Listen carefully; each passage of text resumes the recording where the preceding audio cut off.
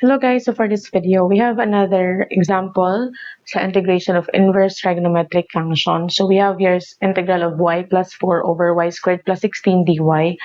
So kung ganito na ang may encounter ninyo, and sa numerator makikita nyo dyan may y plus 4, ayan, mga ganyan. The first thing na dapat gawin mo is isa-separate mo siya.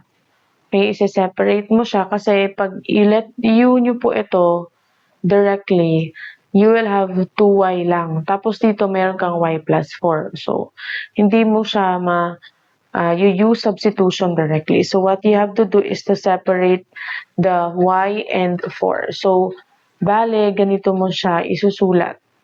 Integral of y over y squared plus 16 dy, tapos yung isa plus integral of yung 4, okay, 4 dy all over y squared plus 16. Tapos you have to integrate it separately. So itong portion na to, pwede mo yung idiretso na u substitution. So if mag-u sub tayo, so this portion, let's separate this two, okay? Lagyan natin yan ng line. Okay. So, kung tayo, yung u natin dito is, of course, y squared plus 16. Tapos, if we will take the derivative of that, ayan, ang derivative niyan is 2y dy, diba? 2y dy, kasi the derivative of 16 is 0. So, meron na tayong y dy dyan sa taas. So, what we will do is, divide lang natin to ng 2. Ayan. So, meron na tayong y dy. Yung y dy pala natin sa taas is equal to du over 2. So, we can change this one to du over 2, yung y dy, tapos yung y squared plus 16 is u. So, basically, may magiging du over u na siya.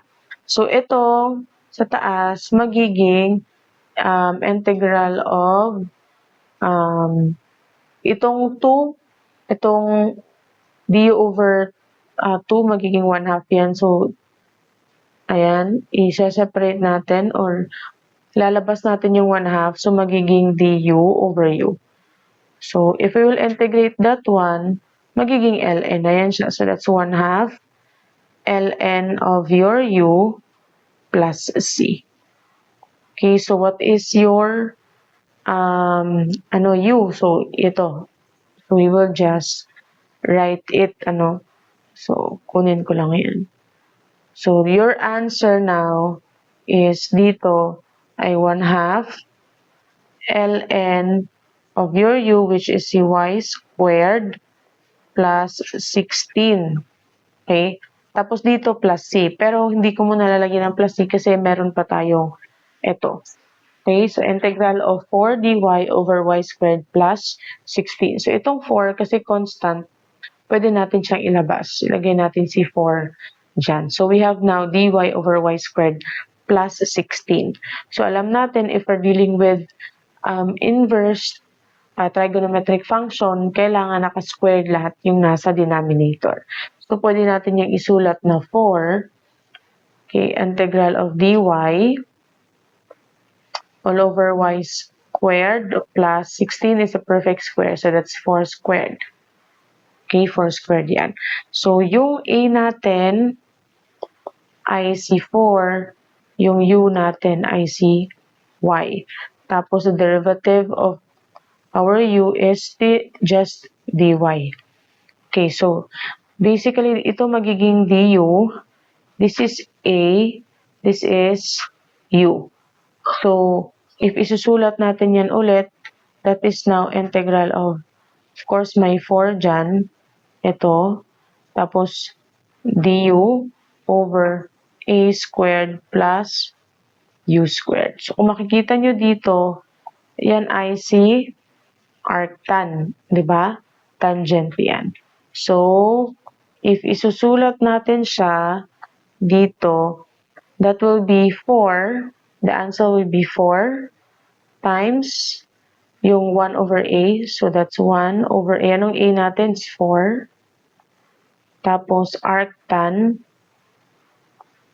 of u over a. Your u is y over a, which is 4 plus c.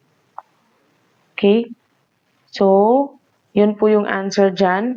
But of course, 4 times 1/4 is 1. So, ito na lang yung natira. Ito po yung i-add natin sa baba. Okay, we will write it here. So, magiging, i-add natin siya, plus arctan of y over 4. Tapos, dito na tayo magpa-plus c. Okay, so yun na po yung ating final answer.